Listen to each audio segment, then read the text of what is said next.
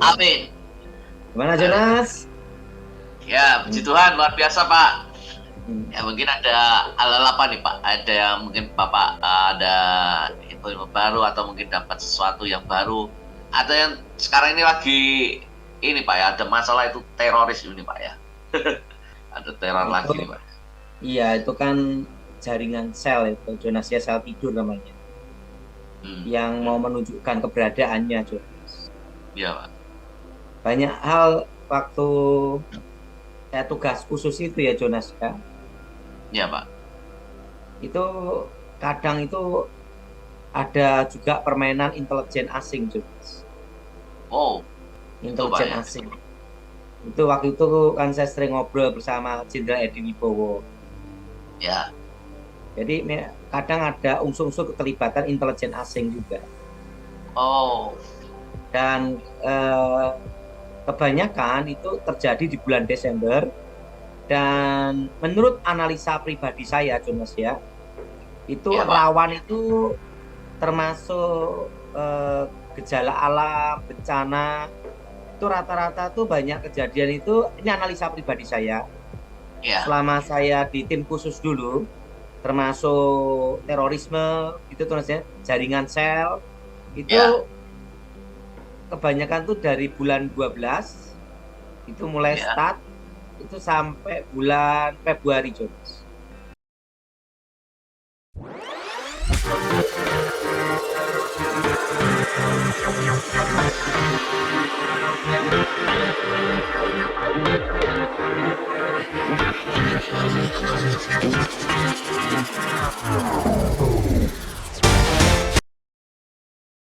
Oh, memang udah seperti apa ya? Memang kayak udah punya budayanya memang di bulan-bulan itu Pak ya. Seperti siklus ya Jonas. Seperti gini ya, Siklus. uh, dunia itu banyak mengalami krisis atau resesi itu 7 tahun. Oh, Itu siklus siklus dunia ya. Tapi ya. kalau Indonesia itu 10 tahun. Hmm. Setiap siklus 10 tahun itu ada namanya itu resesi, krisis, atau hal yang berhubungan dengan kegaduhan Jonas. Nah, Termasuk apakah teror-teror ini, Pak? gini Jonas ya, Indonesia itu rakyatnya ini sudah terlatih hal yang berbau resesi lah, krisis lah, macam-macam Jonas. Sudah namanya sudah kebal Jonas. Jadi aman-aman aja. Iya, Pak. Hmm? Iya, Pak. Aman-aman aja Jonas. Nah, kalau ini juga saya merasakan kok melihat bencana-bencana alam, kenapa kok deket-deket akhir tahun, Pak ya? Kebanyakan ya, tidak selalu tapi kok kebanyakan ya. Kayak tsunami ya juga, Aceh kapan? Ya, antara bulan-bulan ber lah, mulai September, Oktober, November, Desember itu kan biasanya Gempa rawan-rawan. Jogja dan lainnya. Itu memang itu seperti siklus ya Jonas. Nah,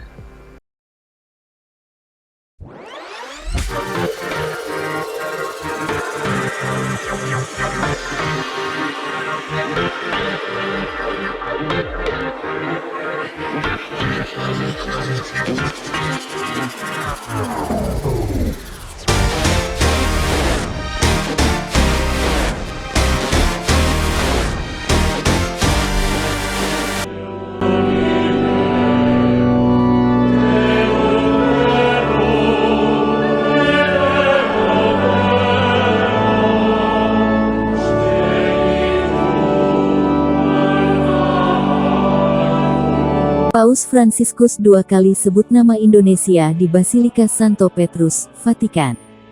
Tiap hari Minggu di lapangan Santo Petrus Vatikan, pada pukul 12, ada kebiasaan untuk berdoa Angelus bersama. Doa Angelus ini selalu dipimpin oleh Bapa Suci, Paus Fransiskus. Bapa Suci biasanya memulai dengan sebuah renungan singkat atas perikop Injil hari Minggu, diikuti dengan pendarasan doa Angelus dalam bahasa Latin dan berkat meriah. Setelah berkat, Bapa Suci selalu menyapa para peziarah atau kelompok-kelompok yang hadir di situ.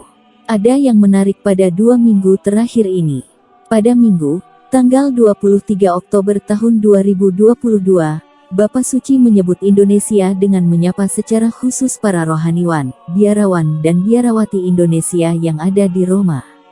Kelompok Ikatan Rohaniwan, biarawan dan biarawati ini biasanya lebih dikenal dengan nama IRIKA atau Ikatan Rohaniwan Rohaniwati Indonesia di Kota Abadi.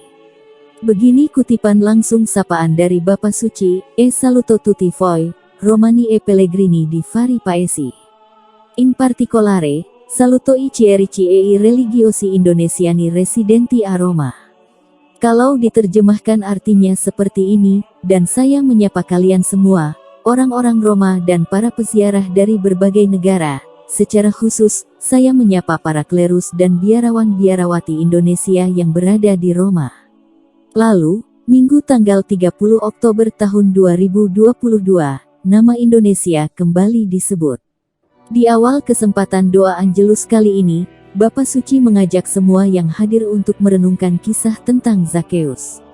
Kata Bapa Suci, ada 2 hal menarik dalam kisah Zakeus, yakni tatapan Zakeus dan tatapan Yesus. Pertama, tatapan Zakeus. Zakeus adalah seorang Yahudi yang memungut pajak atas nama penguasa Romawi. Atas sikap inilah, Zakeus dianggap sebagai pengkhianat bagi bangsanya dengan memeras dan mengambil keuntungan dari sesama saudara sebangsanya. Karena itulah, Zakeus menjadi sangat kaya, tapi dibenci oleh semua orang dan dikucilkan sebagai orang berdosa. Postur tubuh Zakeus yang kecil pendek, kata Bapa Suci sebenarnya mau menyinggung soal kerendahan batinnya, kehidupannya yang biasa-biasa saja, tidak jujur, dan selalu merendahkan dirinya sendiri. Tetapi dalam kekecilannya itu, Zakeus punya hasrat yang besar untuk bertemu dengan Yesus. Ia berlari mendahului semua orang dan memanjat pohon ara hanya untuk melihat Yesus. Zakeus di dalam kekecilan dan kehinaannya, merasa perlu mencari tatapan atau pandangan lain, yaitu tatapan mata dari Yesus. Kedua, tatapan Yesus. Bapa Suci mengutip penggalan teks, Yesus menengadah ke atas dan berkata kepadanya, "Zakeus, turunlah segera, karena hari ini aku harus singgah di rumahmu." Lanjut Bapa Suci, ini gambaran yang sangat indah, karena jika Yesus harus melihat ke atas, itu berarti dia melihat Zakeus dari bawah. Inilah kisah keselamatan, Allah tidak memandang rendah kita untuk mempermalukan dan menghakimi kita, tidak. Sebaliknya, Ia merendahkan dirinya sampai membasuh kaki kita, memandang kita dan memulihkan martabat kita. Perjumpaan mata antara Zakeus dan Yesus tampaknya merangkum seluruh sejarah keselamatan, manusia dengan kesengsaraannya mencari penebusan, tetapi pertama-tama Allah dengan belas kasihannya mencari kita manusia untuk menyelamatkannya. Setelah permenungan akan kisah Zakeus ini, Bapa Suci mendaraskan doa Angelus, memberi berkat dan salam.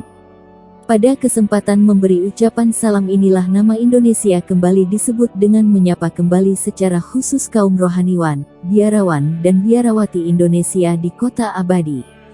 Bunyi ucapan salam dari Bapa Suci pun sama persis dengan yang beliau sampaikan pada hari Minggu sebelumnya. Saluto tutti voi, Romani e pellegrini di vari paesi, famiglie, gruppi parrocchiali, associazioni, singoli fedeli. In particolare saluto, e i chierici, le religiose i religiosi indonesiani residenti a Roma. Terjemahannya, saya menyapa kalian semua, orang-orang Roma dan peziarah dari berbagai negara, keluarga, kelompok paroki, perkumpulan, umat beriman perorangan.